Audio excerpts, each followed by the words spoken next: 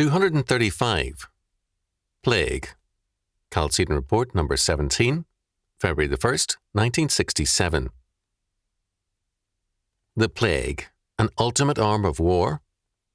So reads the title of a front-page news story by William Hines, Washington Star-Service, in the Thursday, January the 19th, 1967, Oakland Tribune. The article reviews a two-part report in the magazine Science. Chemical and biological warfare, CBW, is today extensively studied and planned. Hines writes, "It is already possible to make some dreadful conjectures on the basis of things presently on the record. The possibility of a militarily instigated outbreak of plague is one. We know that plague, the Black Death, is one of the munitions of war being worked on in the CBW program. We know this because a soldier named Ralph Powell fell ill of pneumonic plague in 1959 working at Fort Detrick, Maryland, where CBW research is centered.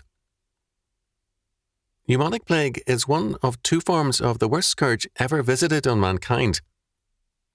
From a military point of view, the pneumonic variety is preferable to the bubonic because bubonic plague requires the cooperation of a rat and a flea in the cycle of epidemic infection. Pneumonic plague can be distributed more effectively by aerosol sprays from airplanes or fog from smoke-type artillery shells.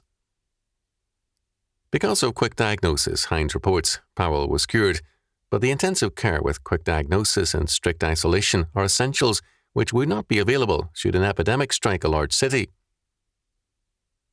Although estimates vary, Hines states that 25 million of the 75 million people then living in Europe died in the first Great Black Death between 1347 and 1350. More than 1/7 of London's population, nearly 500,000, perished in the Great Plague of 1655, and other areas were subsequently hit when Charles II and his court fled, taking the scourge along with them. Page 4. Other aspects of CBW include war against food. A woman scientist was awarded the Army's highest civilian service medal for her work on a fungus particularly effective on rice.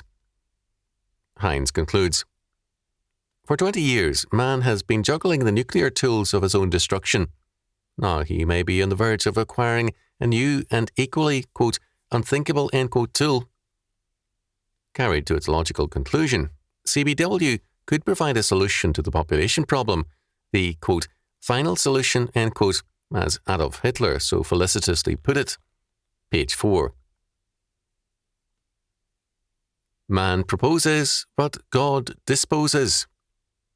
The nations of the world are busily engaging in chemical and biological warfare studies as the next step beyond atomic warfare. It is regarded as a superior method because it offers opportunities to capture an area with the people unharmed, or with the resources unharmed and the people eliminated. But, meanwhile, an unplanned, non-socialistic plague is getting underway in Asia. In Santa Ana, California, the Register for Monday morning, November the 21st, 1966, reported on page 1, 20th century man menaced by revival of Black Death. This article stated that, for the first time in 42 years, a case was brought into the United States by a soldier returning to Dallas, Texas, from Vietnam. In 1 year, 11 nations in the Southeast Asia Pacific region reported the number of plague cases had almost tripled. But these statistics do not tell the story, because few deaths in that area pass through medical and statistical hands. The report concludes, page A2. Recent checks showed that fleas in the port areas of Vietnam are now immune to DDT, and every ship or plane leaving the war zone could carry plague-ridden fleas. The world today faces a growing menace of the outbreak of human plague, World Health Organization scientists said. The main reasons are rapid urbanization and lack of appreciation of the danger. The most important developments, however, are in communist China.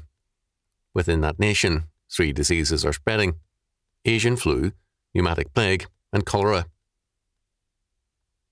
According to Robert S. Allen and Paul Scott in their Washington report, Oakland, California Tribune, January the 27th, 1967, page 30,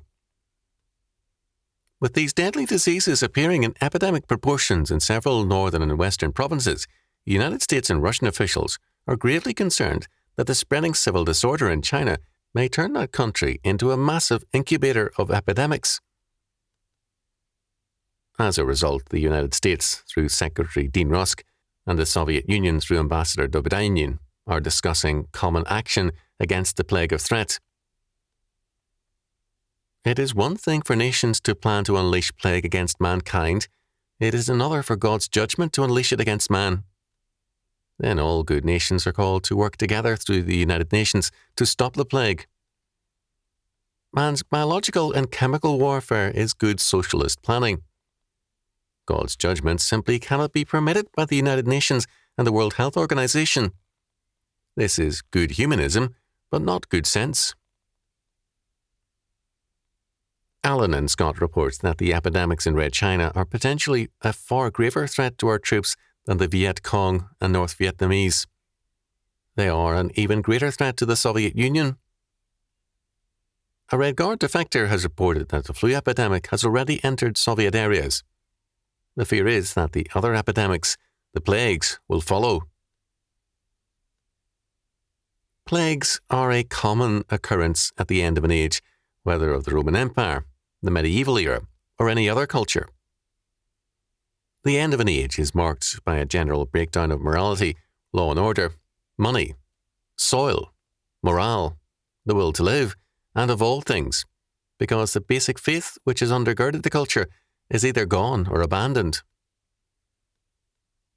When man lays waste his spiritual resources, he also lays waste all other resources, natural, economic, political, agricultural, and all things else.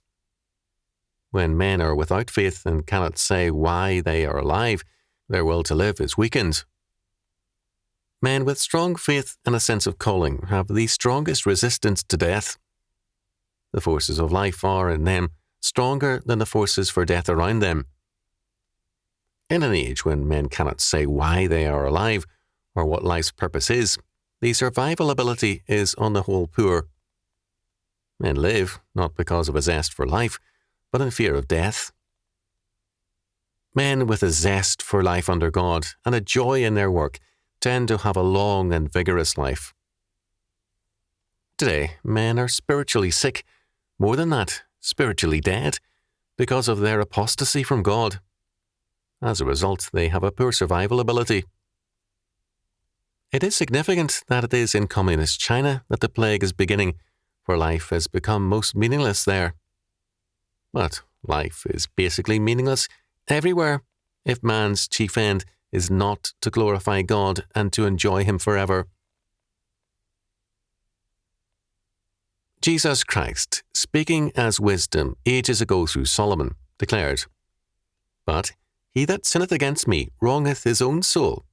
All they that hate me love death." Proverbs chapter 8, verse 36. Men may hate the thought of plague, but if they hate God more, it is the plague they will inherit and unconsciously choose. And this is their judgment.